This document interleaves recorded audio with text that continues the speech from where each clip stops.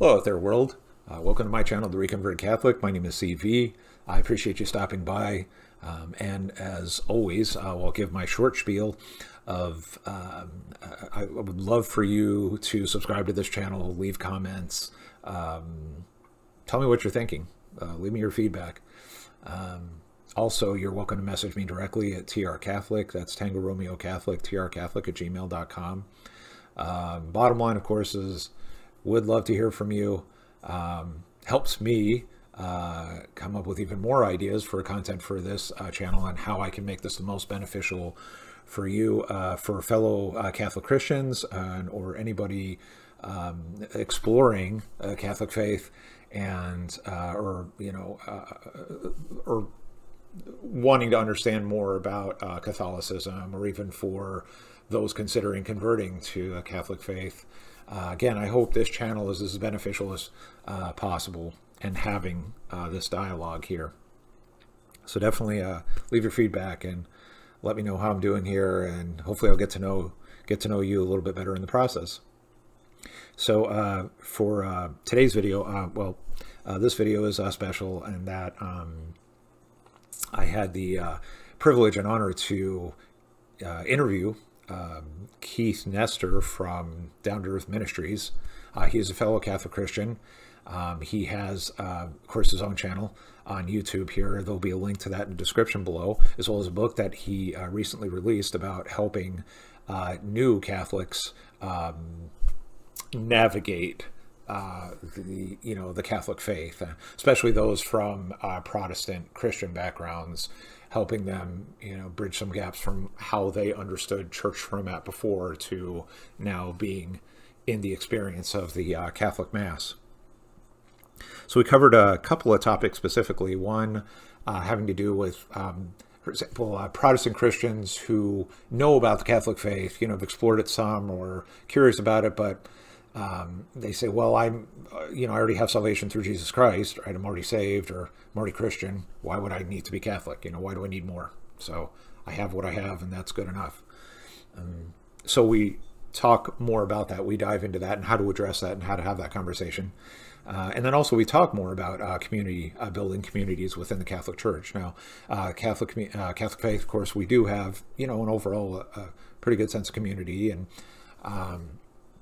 but clearly there are some differences between how, for example, like Protestant churches, especially the non-denominational or mega churches, so to speak, to how they present themselves to seekers, spiritual seekers, and versus, say, for example, attending a Catholic Mass, and and how that goes too. So so we focus quite a bit about opportunities and how we can learn from each other. Protestants learn from Catholics, and Catholics learn from Protestants, and again building community, and then finally talk more about Catholics who like advice for new Catholics who want to delve deeper into our faith and really grow in the spiritual journey. Some of the key advice he gives to to go through this journey, all the obstacles that go with it, and how to hopefully find some of the most benefit from it, and this important relationship with God and through our Savior Jesus Christ. So with that, let's go to the interview. Hope you like it, and please feel free to leave comments about it. Definitely love your feedback, and enjoy, and we'll catch you again soon.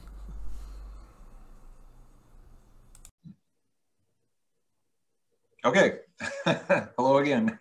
Hi, Keith. Good to see you. Yeah, good to see you too. Thank you. Yeah, so you just asked me a second ago where I'm from. I live in the Phoenix area. Oh, nice. Yeah, so I'm in a city called Chandler. It's a suburb of Phoenix. I'll be there in a couple weeks. Yes. So, yeah, it's a pretty hopping place here. It has been for a while too. So, will it be your first time coming out here? No, I've been there before, but it's been a very, very long time. I mean, probably like 15 years-ish, something like that. Oh, wow. Yeah. Well, Wait, no, that's not true. That's not true. It might be more like 10 years. Yeah. Yeah, we had friends that lived down there for a while. They moved back here to Iowa, but when we went to see them when they were living there. oh, So maybe less than 10 years ago, maybe like 5 or 6 years ago. I can't remember exactly what year it was, but I love it down there. I love the desert, man. I love the heat, especially in winter. We're up here freezing in Iowa. right. Yeah, it's funny because I've joked with, when I've met people who, visiting from Iowa, I've said, well, the other half of Iowa already lives here, when you come up. That's true. It's so true. Everybody fails, especially in the winter, all the snowbirds head down that way to get away from all this. Yeah. That's what I want to do next year, man. Yeah, pretty well. Anyway, yeah, I really appreciate you doing this here, too. Again, my channel is just getting off the ground here, too, and have a lot of ideas in store for it. In the meantime, I had stumbled across your channel about a year ago now, a little over a year ago now too, and so I've been following that, and and several other channels, just like folks out there, and so I've been really, part of why I wanted to schedule this this chat with you is, again, I'm really impressed with what you've been doing with your channel. I mean, I think of this, term on fire, for God and for belief, and and I have to say, that's why I wanted to first give the shout out to your channel, because you've definitely been that definition of that, and I see what I've seen too, with, the Rosary Crew, which of course I attend here occasionally too. I actually want to get more consistent about it because I really like what you're doing with it, supporting it. You have the Unpacking the Mass. I actually mentioned this in another video recently I recorded. I've actually given you a couple of shout outs in my videos. Oh, thank you. Thank you very much. Yeah. Yeah, especially with that too, because it's, there's that. And then also I know you have a Catholic feedback show, which I'm going to link to that too, your channel, in this video, of course. So thank you for all that you're doing. It's really, it's really awesome, man. Thank you, Chris. I appreciate it, man. I really do. It's not something I ever expected to be doing. And it's just been an honor to be able to, to share with people. Because I thought when I became a Catholic and I left, being a pastor, I wasn't one of those guys that was like, okay, how can I now become like in ministry as a Catholic? Like, what do I do? I think that's a temptation. I think sometimes for Protestant pastors or people working in ministry to be like, okay, how do I transition into this and have that as what I'm going to be doing? And I didn't do that. I didn't want to do that. I was open to whatever God wanted, but I didn't walk into it with like a plan. So the fact that this is sort of happening, it's been something that God's brought to me. I didn't like plan to do it, which is probably why, it's doing what it is doing, because it wasn't my idea. Yeah. When I've heard like, you hear like the Holy Spirit's working through you, or, that's, clearly, I mean, you can, again, I can, yeah, without hopefully overdoing it, the compliments with it too seriously. You've, man, I'm really impressed with it. Yeah. So keep doing what you're doing, of course. So speaking of that, your time as a Protestant pastor, so I did watch, and part of how I stumbled across your channel is I'd watched your conversion story, and it happened to be through, the EWTN. When you're clicking around videos, like, if you watch this and then they give you other videos, recommended videos, on YouTube and so forth, and you just keep kind of clicking through the chain. It's happened like that. And then I saw your conversion story at the church you attend there. And so I watched it and I was like, wow, that's really interesting. It's not so much that I could, completely relate to it. I did spend some time as a Protestant for about 5 years, many years ago, Protestant Christian, what I consider myself born again at that time. And so some of it, you much more familiar as being a pastor too, and in being that life in that world. I mean, obviously much even more familiar and deeper in that world than I was, say, as, a believer then. But then I could also relate a couple of things. One, we're actually both, we have a background in music. So I'm a musician on the side. So, like, yeah. What do you play, Chris? I play guitar. I'm a guitarist and a composer. So awesome. Yeah, and I actually have a separate channel for that. So that's why, like, I have a few irons in the fire. Out there too. Yeah. So I've been doing that, making music, and also posting to that channel. And funny, both you and I had at 19 at age 19 joined a band and then kind of wanted to live out that dream and so forth. So I was like, wow, I can relate to him in that, you know, from that perspective. And then two, just your walk, and then, you know, in your case, discovering Catholicism, you know, really exploring it, and me rediscovering it, you know, there's some parallels with that. So, so it's interesting. So of course, you know, that brings me here to now. Yeah. And for today's topic, yeah, again, I was kind of curious, you know, you have a couple of videos out there about, in fact, one you made a few months ago was interesting. A few months ago you made, was interesting about, you know, some of the like questions you get tired of being asked again and again and again about being Catholic, or questions. Oh, yeah. Catholics, and then also some of the challenges of being a Catholic. And it's good that you're transparent about that. You put that out there, and then, you know, how your walk has been. That's what's been interesting watching your whole journey, especially someone like myself, I was born Catholic. You know, like my whole story, the very super short of it is Catholic for quite a long time in my life, then away from it, then Protestant, then I was Catholic, and then I was what's called New Atheist now, or atheist, for a whole long time. And now since 2014. So there's a lot. Talk about unpack. Wow. That's a journey, man. Yeah, it's been quite a, yeah. So, and, you know, that can be for another conversation for another time. It's quite a bit, but, you know, on that note, I was curious to get more of your thoughts and the videos I'd mentioned that I had watched. Yeah. You know, so I was having a conversation actually with a Protestant friend somewhat recently, and we were talking a little about, because this person, similar to your story, is, you know, exploring, has questions, doubts, so forth, and then said something that was really interesting, you know, and I'm sure maybe you've heard this before, you know, or this comment of just, you know, yeah, Chris, it sounds so like, you know, wow, it sounds like it really touches your life and it's amazing too, but you know, I already believe in Jesus. I already believe in Christ. I'm already saved. Like, why, you know, why would I need to go forward with that? So I imagine you've had some experience and exposure to that too. So how have you been addressing that with, you know, Protestant Christians? And, well, I don't care. Yeah, I mean, that's a great question, because, you know, there are lots of different types of Protestants out there. There are some that they have decided that they have all the correct doctrine about everything. Mm-hmm. So they want to focus in on why Catholics are wrong. And they want to just basically say, well, here's the truth and here's what Catholics believe, and it's different, therefore Catholics are wrong. There's another type of Protestant out there that says, well, it's really just about Jesus. So if we have Jesus and you have Jesus, then really we're all okay.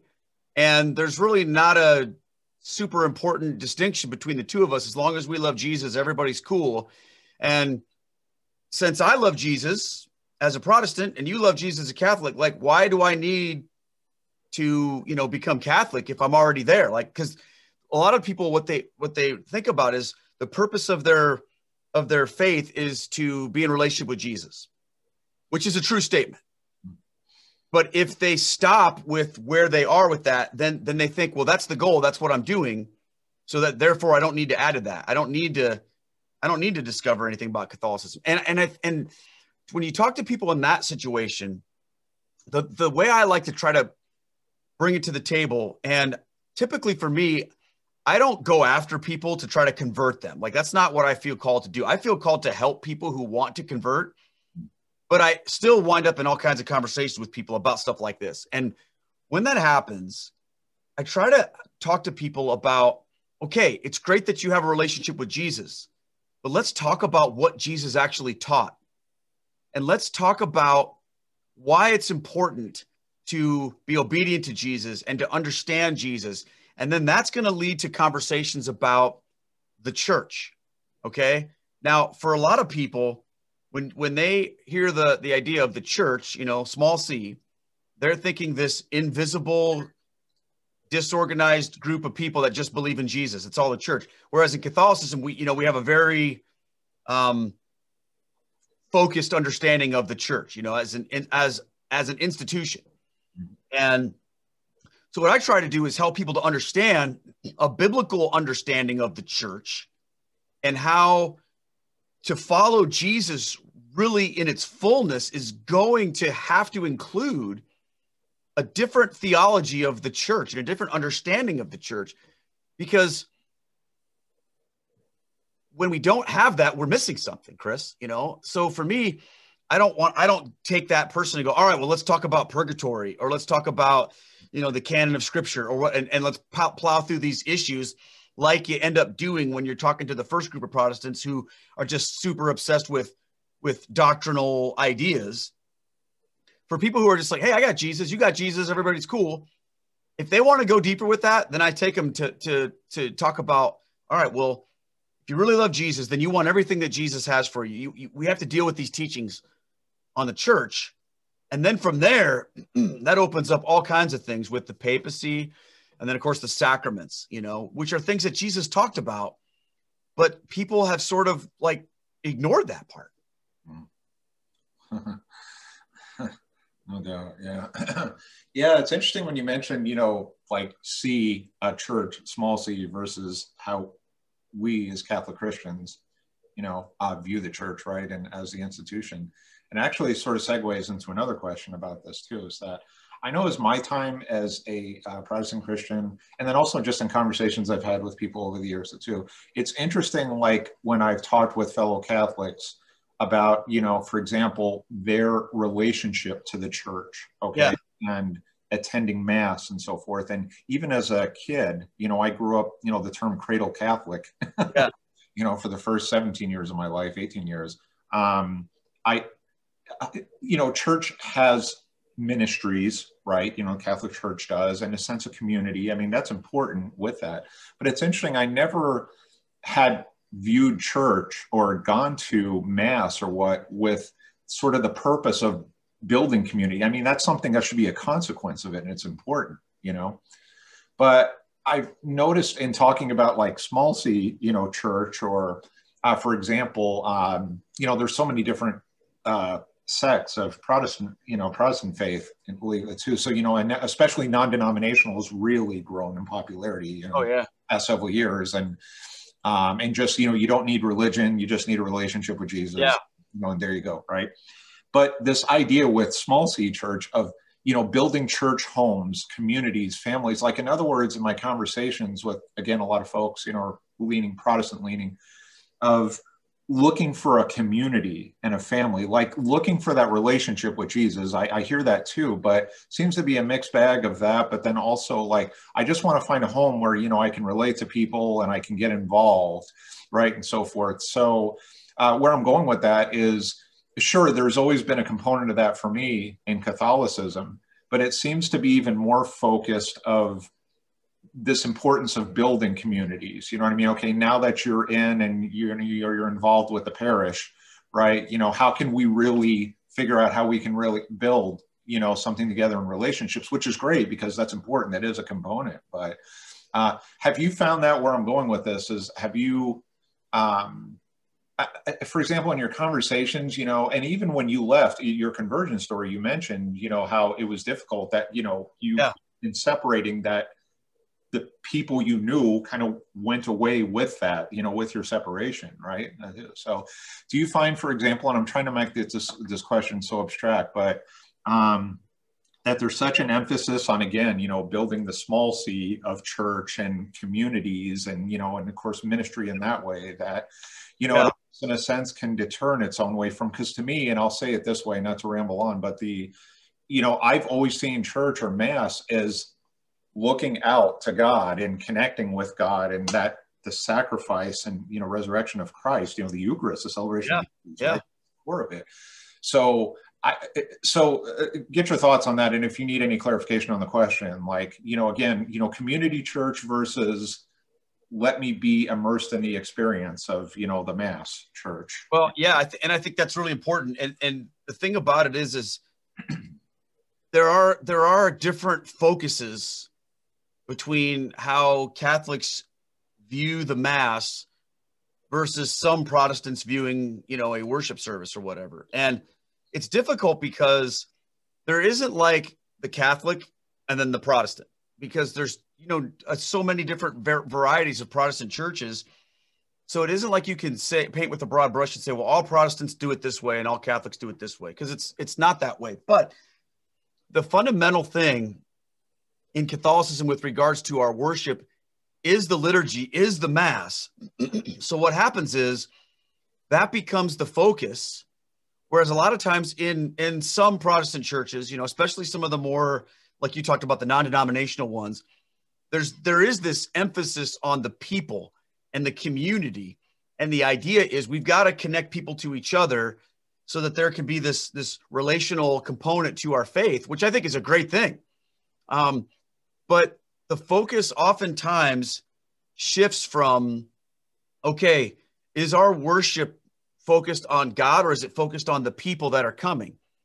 And that's a transition that a new Catholic has to understand, or someone who's looking into Catholicism has to get, because if you try to judge the Catholic Church with the same standards that you judge a Protestant church when you're like, let's say you're church shopping, you're probably going to be completely let down. Okay. Because when you go to a lot of different Protestant churches, their hospitality is a big core value to a lot of these churches because they want to create that community. And I think it's great. You know, I think that's a great thing. And what happens inside the sanctuary, inside the church, inside the whatever, is typically they oftentimes want to view that through the lens of a person who's new. And so they will design their worship space. They'll design their communication style. They'll design their music. They'll design their worship experience around people who aren't Christians because they're trying to draw them into the faith. Okay. I call that the front door, right? Your front door is where you're bringing people who aren't part of your group into your group. Okay. And then what a lot of those churches will do is, because they recognize that that type of experience has to have a deeper level of discipleship or teaching or whatever, then they'll have like small groups or a Bible study service or something else that's like another layer of discipleship that will happen during the week. I mean, Willow Creek is the famous church that has done that. You know, I don't know if they're still doing it anymore, but you'd go to a Sunday morning service and it was very what they call seeker sensitive. And they told their people, if you're a Christian, don't come to this, right? This isn't for you. Mm-hmm. And then they would have what they called their new community on Thursday nights, right? That's where the Christians come. That's where we're going to study the Bible in depth. That's where we're going to do different things. Whereas in the Catholic Church, it's the opposite. It's Sunday morning is about worshiping the Lord. It's about worshiping Jesus. So no one's really worrying so much about how new people are interacting with that or how that's being perceived. It's like we're faithful to the liturgy, faithful to the Eucharist. Now, I say that not as though one is better than the other, because here's what I ultimately think, Chris.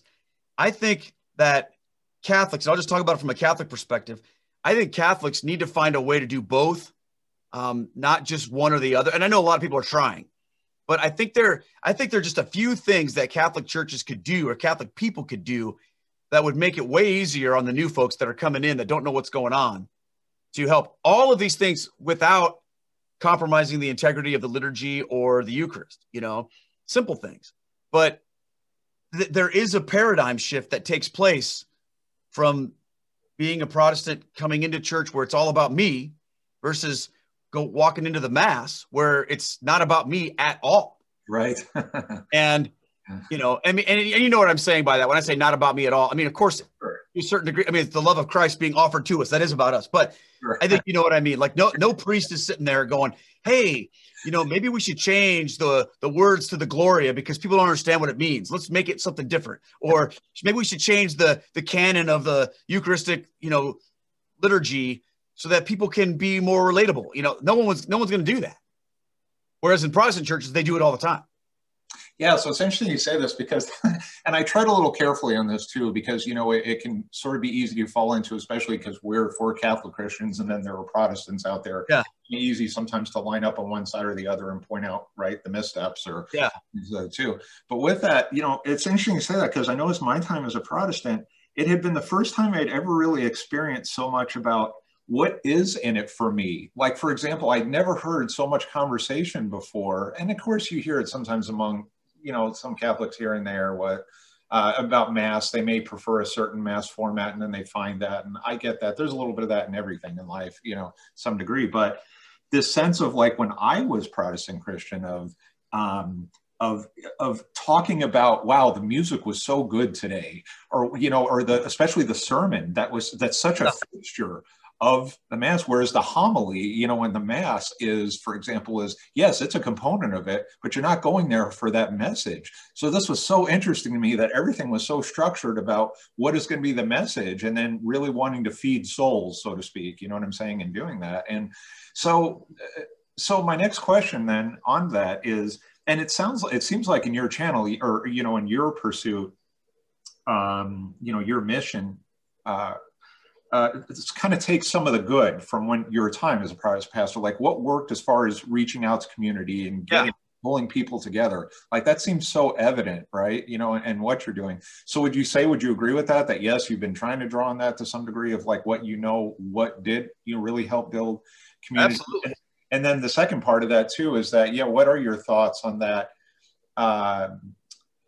You know, what's in it for me? Like, you know, am I really going to connect with the music? Or am I really going to connect with the message, you know, and so forth? Do you find obviously where that can really fragment because of that, you know? Yeah. So I think to answer your first part of your question, 100% absolutely. I think that there are things that my time in Protestant ministry has caused me to like look through that lens, and I see things that I think people who are grown up in the Catholic Church, they don't even think about. And that's not to say I'm in a superior position, because it's just a different position. Because there were plenty of things that I never saw that Catholics, that's the center of their life. You know, I never saw a lot of the things about why it's important to have a liturgy or why it's important to be, you know, universal. But when I think about what I saw in ministry, how people came to know the Lord, okay, a lot of that had to do with those relational components and an ability to relate to what's going on and be challenged by what the Bible says, how it can be applied to our lives. So, and I don't think that we're supposed to not do those things as Catholics, okay? I don't think there's anything where the Catholic Church has this decree where it says all homilies must be dry, dull, monotone, boring, and really short, and you can't really understand them. And people have to be grouchy and not talk to each other when you walk into Mass. And new people absolutely cannot be welcomed in enthusiastically and guided through that process. Like, to me, I look at that and I go, is that a thing? No, but it shouldn't be anyway. But sometimes we swing so far one way, we forget the other things. It's like a blind spot, you know? And because of where I came from, I can, like, I see some of these blind spots in some of our Catholic mindset, because I remember so clearly what it was like to walk into the Catholic Church feeling drawn there by something, but not having the first clue what was going on, and wishing that somebody could help me, you know, but having no idea where to turn or where to start. And I wonder how many other people are walking through that situation, Chris. How many people are feeling called into this, and they show up to a Catholic church and they don't know where to go. They don't know what to do. They don't know how things are laid out. They don't, and it's very intimidating and scary. And they might just be like, I'm out. This is too much. And then you go down the street to a Protestant megachurch, or not even a megachurch, but just, you know, whatever. And you show up and the people are so friendly and they're welcoming to you, and they invite you in, and there's an invitation for fellowship and an explanation of what's going on. I mean, in our church where I was pastoring before, whenever we spoke from the pulpit, we always assumed that new people didn't know what was going on.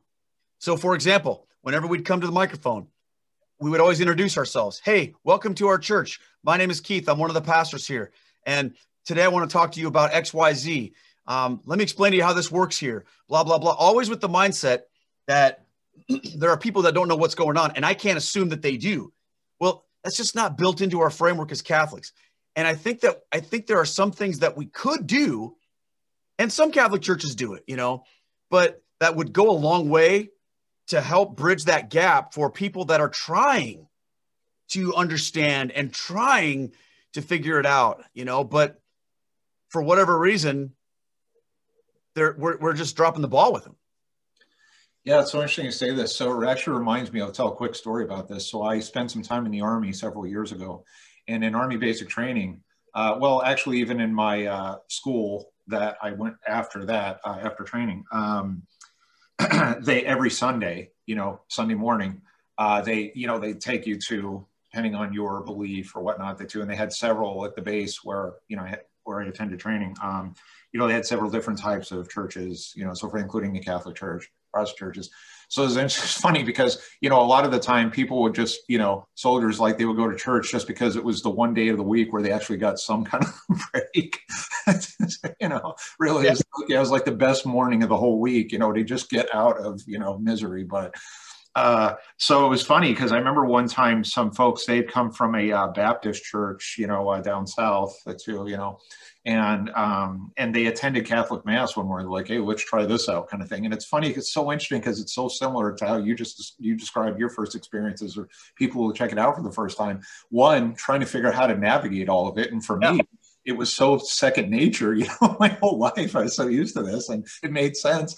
And then two, this idea about almost like seeing a kind of a morbid view of the Catholic or Catholicism. I'll never forget this one kid, and I actually went into the Army a little bit later, sort of in life too. But so I was around a bunch of kids, and I remember a couple of kids said, wow, what is this like with, because the cross, the altar, is a crucifixion, and I'll never forget that. Like, what is this with, like, and Jesus, he crucified, you see that on the cross, and it was almost like sort of horrifying.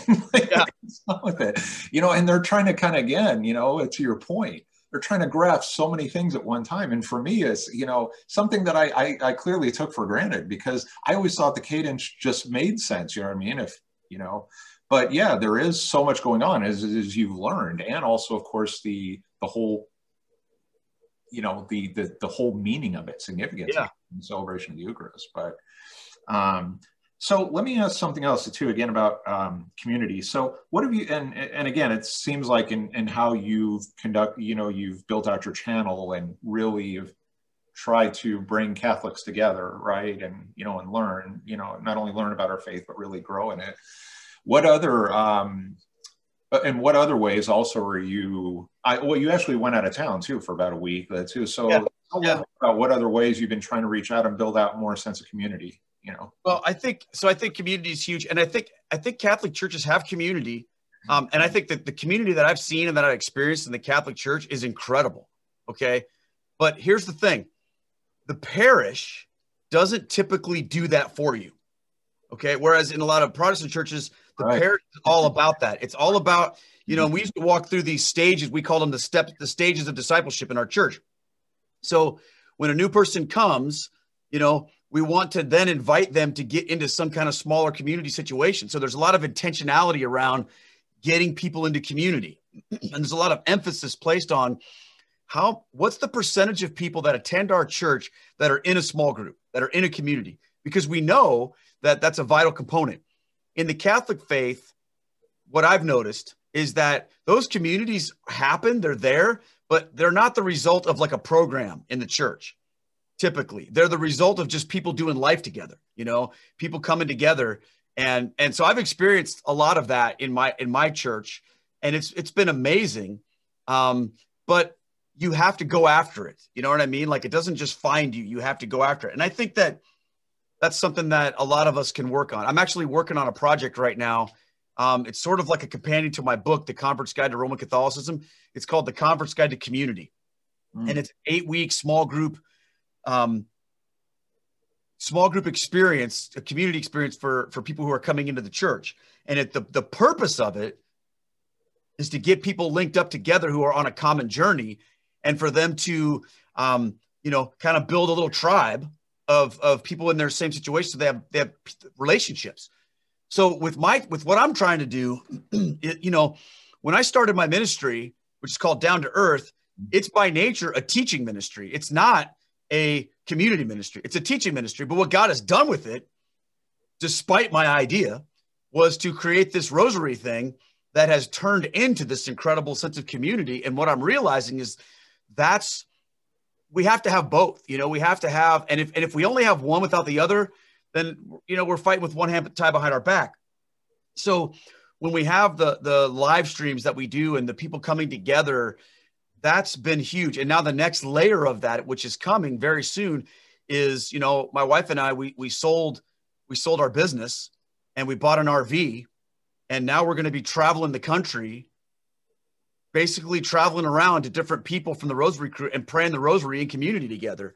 Wow. And inviting other people to come together. So like I was telling you, in a couple of weeks, we're going to be in your area, and there's 2 ladies from our Rosary Crew that have already said, okay, we're going to organize a little gathering. And when we come in, we're going to just meet at a church or something, you know, and then pray the rosary together and have like in-person community together. And then the idea being that we just make our way from place to place, and we're experiencing that, because especially with 2020, the pandemic, so many people, I mean, yeah, you can watch Mass on a live stream, and that's, you know, better than nothing.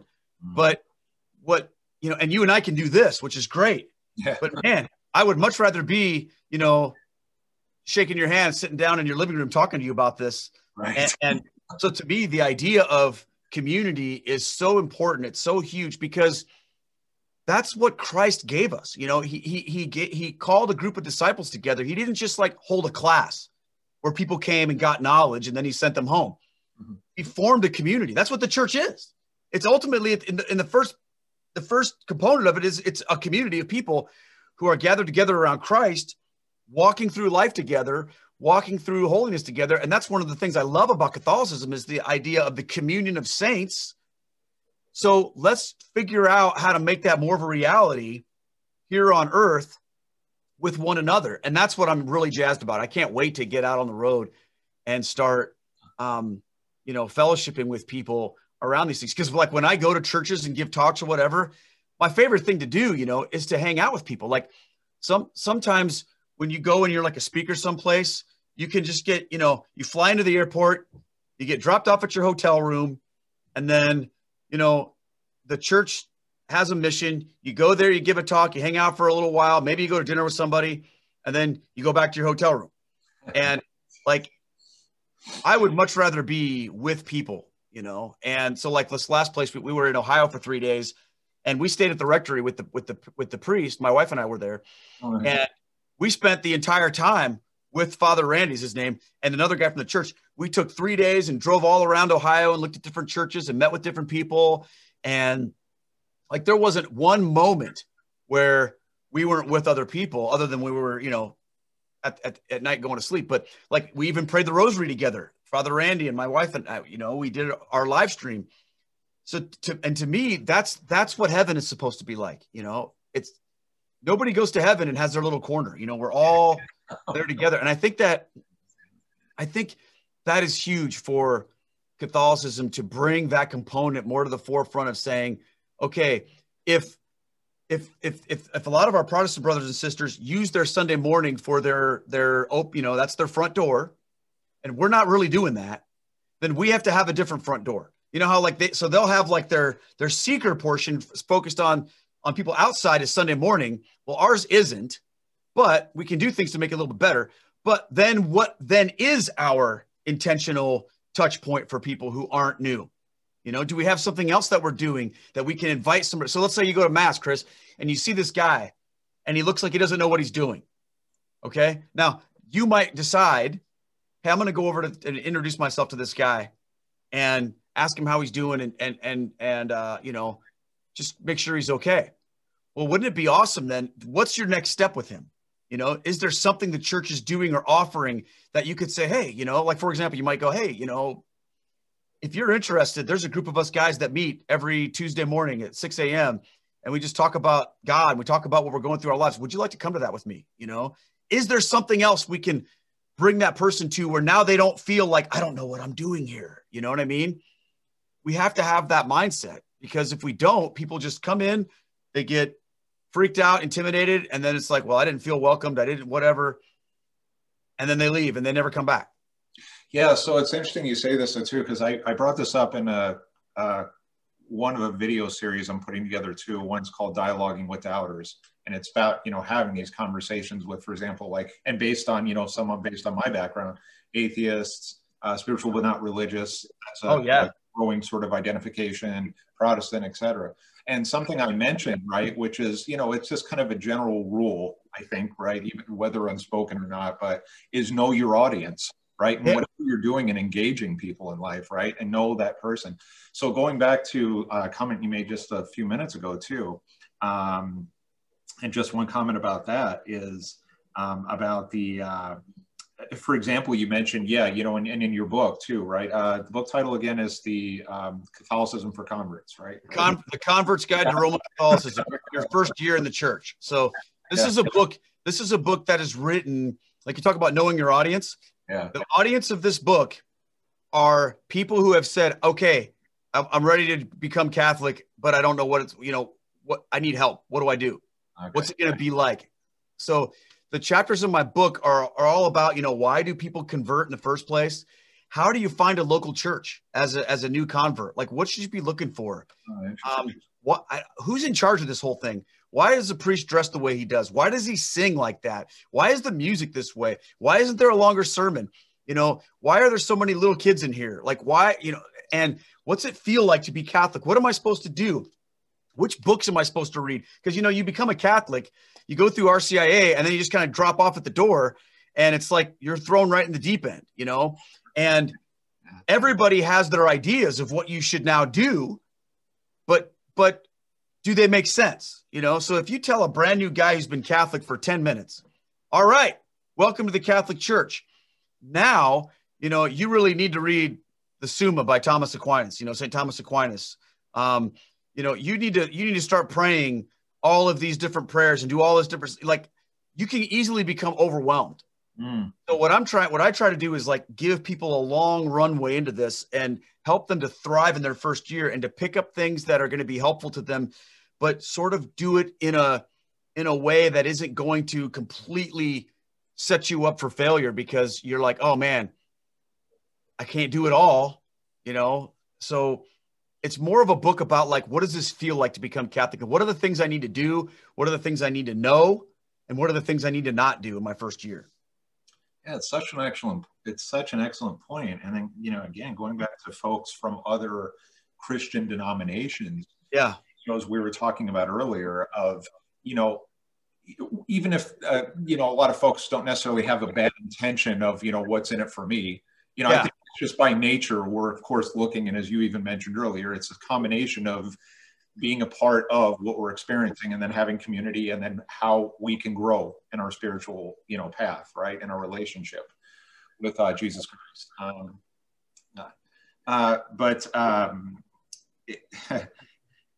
So what I was going to say with that is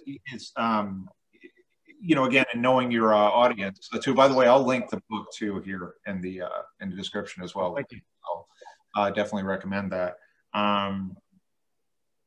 Is you know, whether people have necessarily, you know, not necessarily bad intentions or wherever they're coming from, where they're saying, you know, what's in it for me, is just the simple fact that a lot of people do go into, even if they know that they want to convert, become, yes, I want to embrace the Catholic faith and grow in this.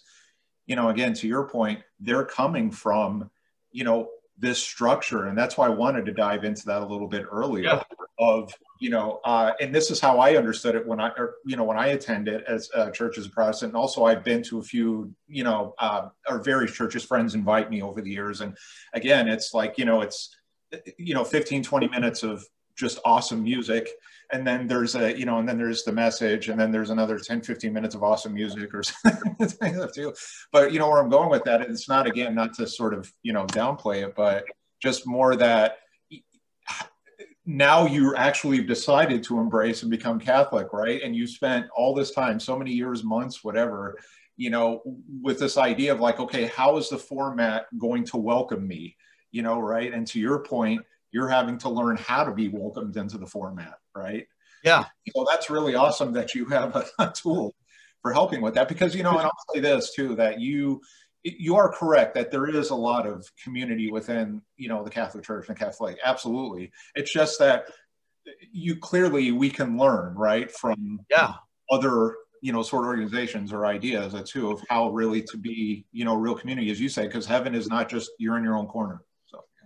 Yeah, and I think that, you know, it's important to say that when I talk about this stuff, I'm in no way advocating for anything that departs from the liturgy or from the teaching of the church or any of that stuff. Because here's the thing, That's what's missing in Protestantism. So I never subscribe to the idea that we need to strip things away or dumb things down or remove those critical components.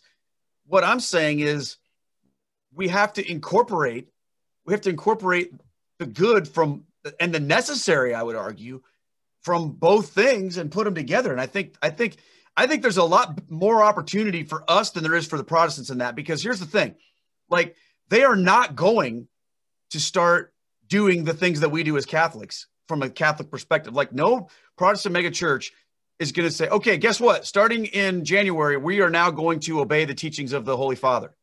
You know, we are now going to have a Eucharistic liturgy, and we're going to adopt some of those things. They might do some things that to them seem a little more traditional or more early church or whatever, but they're not going to become Catholic.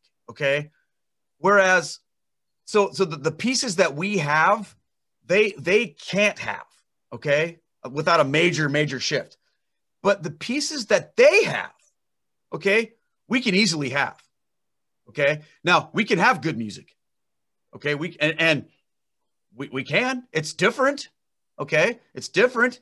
But I would argue that, you know, like I get, you talk about what's in it for me. Like when I I attend the Latin Mass and there's Gregorian chant. Like, to me, that is amazing. And I get more out of that than I ever did out of like contemporary worship, which I love contemporary worship. I was a worship leader. But if you know, there are Catholic churches that have contemporary worship and they do it well, and that's okay too, you know. But whatever we're doing, we have to do with excellence. So if you have like a cantor, someone singing, then they can do that well, right? Lord willing. We can have awesome preaching. Like our priest at our church and the priest that we had before he was moved, fantastic preachers. I mean, I'll hold those two guys up with any preacher that I've ever been around in my life. I mean, it's different, but they're not, you know. Now I've been to a lot of Catholic churches where it's been terrible, but I've also been to Protestant churches where it's been terrible too. Okay. So we're not in a situation where we go, well, all Protestantism is awesome at worship and is incredible music and awesome preaching. It's not true. In the same sense, some Catholics have all that going on too. What I'm saying is, if we can incorporate some of those elements, we can have the best of both worlds, okay, without compromising who we are. For example, I'll give you an easy one, okay, because I know some people are like, well, we don't have good musicians at our church, and you know, our priest is just not a good homilist. What are we supposed to do? Okay, well, here's something that's even more important than that, Chris. Every church can figure out a way to do hospitality, okay? Every church can do that. Every church can have people who are making sure that they're standing at the doors, opening the doors, greeting people as they come in with a warm smile, offering to help people, you know, hey, here's a missal, you know, do you know anybody here? Every church can have people in the church that are sort of with the mindset of, hey, I'm looking for anybody who doesn't look like they know what they're doing, and I'm going to go help them. We had that in our church, and it was intentional. So we had people who were like pew captains, we called them. And if they noticed somebody coming into their section that they didn't know, they would go over to them and just introduce themselves to them and welcome them to our church. Say, I'm so glad that you're here. What's your name? And if that person seemed like they wanted to be like standoffish and anonymous, then that was cool. But if that person was like, oh, hey, yeah, I just moved to town. I've been looking for a church. I thought I would come check this out. You know, can you tell me more? That person then, the pew captain, who's a lay person, a volunteer, would then exchange information with them, offer to give them a tour of the facility, and then introduce them to our like discipleship coordinator, who could then plug them into things. All these things happened intentionally, because if you don't do it intentionally, it's not going to happen. Why? And that's nothing that we couldn't do in Catholic churches, okay? Because that's just people being nice and open and hospitable, and some people are doing that. But what I'm suggesting is, what if we like thought about that kind of stuff more, you know, on a larger level than just a couple of parishes out of, you know, 100 in a diocese? What if that became the experience? That, I mean, can you imagine, Chris, a world where people said, man, I don't know if I can buy into the whole Catholicism thing, but when I went to Mass at that church, they were so welcoming, so friendly, and so open and hospitable to me. Like, it's made me think about it. Does anybody say that about us? Yeah, I understand. Yeah. I think they probably, that can happen in very rare circumstances, but I'm just telling you, like, I think more of the general perception is that the non-denominationals or whatever, the Protestants they're better at that. And I hear more times than not from people who are exploring Catholicism. I went to the Catholic Church. I didn't know where to go. Nobody talked to me. I had no idea what was going on. Nobody said anything to me. And then I left, and sometimes they would even say things like this. And this is what really hurts me, Chris. They would say, I called the priest and said I was interested, or I called the church office and said I was interested in more information about the church and perhaps even joining the church. And they never got back to me. I hear that story way too many times. So now, I'm sorry. So imagine now if you're in that position, right? And then, for example, like I've seen signs here for, Protestant churches and for Protestant churches, the allure, for example, of when you see a sign you're driving by and it says, leave all your troubles behind, leave all your problems at the door. We're here to welcome you. Right there, even when you see it in the sign, it's like, oh, I want to know about that. And then, of course, if the community then is also really welcoming, right? Yeah, there's just this really strong allure, like, wow, these people really want me to be part of this, right? I think we have to set our sights on trying to have the best of both worlds, because we have the fullness of the faith in our doctrine. Okay.